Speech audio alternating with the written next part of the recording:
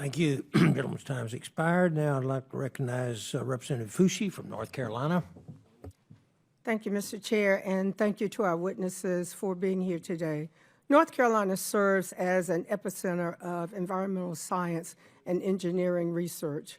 The EPA campus at RTP annually contributes over $245 million within the region and $262 million statewide.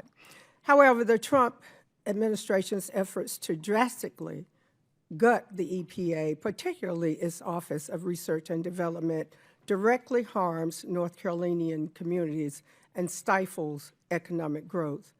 And in response to the notion that ORD still exists, EPA themselves stated that their intention to eliminate ORD.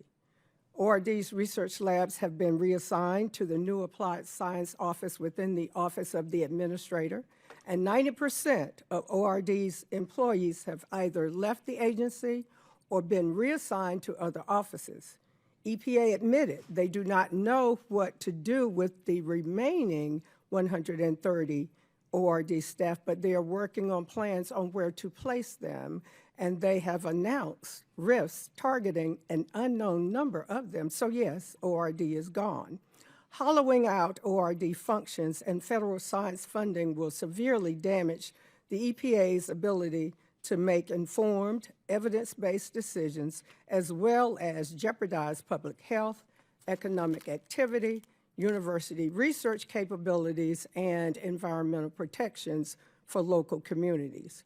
The Environmental Protection Network predicts that the Trump administration's cuts to scientific research and rollbacks of environmental regulations will lead to nearly 200,000 premature U.S. deaths through 2050 and trigger more than 10,000 asthma attacks each day nationwide. These impacts can lead to missed school and work days, as well as increased emergency care. So my first question to Ms. Bertrand, Dr. Gross, and Mr. Corkwell: in what ways has the Trump administration's actions that I have just described hindered industry and U.S. companies like ACC members, Boeing, or Lubrizol in achieving their goals on chemical research and innovation and keeping the U.S. ahead and competitive internationally? Ms. Bertrand, we'll start with you.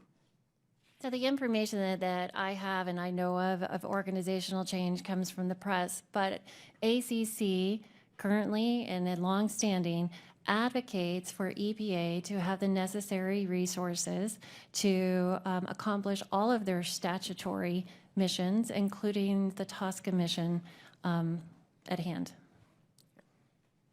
Yeah, let me first state that Lubrizol believes we do need a good regulatory process, and in doing so, we need a process that's timely and predictable.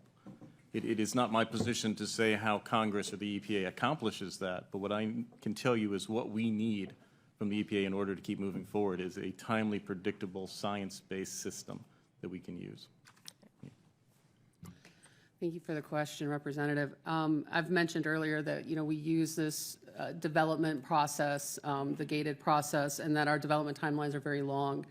And as Boeing is dedicated to complying with all the regulations, we do have to be administration agnostic. Our development cycles will span potentially multiple administrations, and to that end, we just have to be flexible.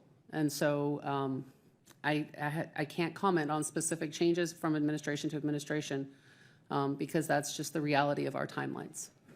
Thank you for your responses. Dr. Myberg, under the current administration's proposed budget cuts, EPA's funding would be reduced by 54%, including a 34% reduction in scientific support functions and the complete gutting of EPA's Office of Research and Development. These actions will eliminate up to 75% of the workforce, severely undermining the EPA's research capacity and harms local communities, particularly within its largest ORD facility at the Research Triangle Park, located in my district. You have worked at EPA for 39 years, witnessing firsthand the critical work that ORD performs. Can you tell us why it is important for industry and U.S. competitiveness and for public health and the constituents we all represent to preserve the scientific capacities of the ORD? I realize time has expired. I'll be very, Very quickly. yeah, very quickly, that EPA is important for the public in providing assurance that decisions that are made about chemical use are safe.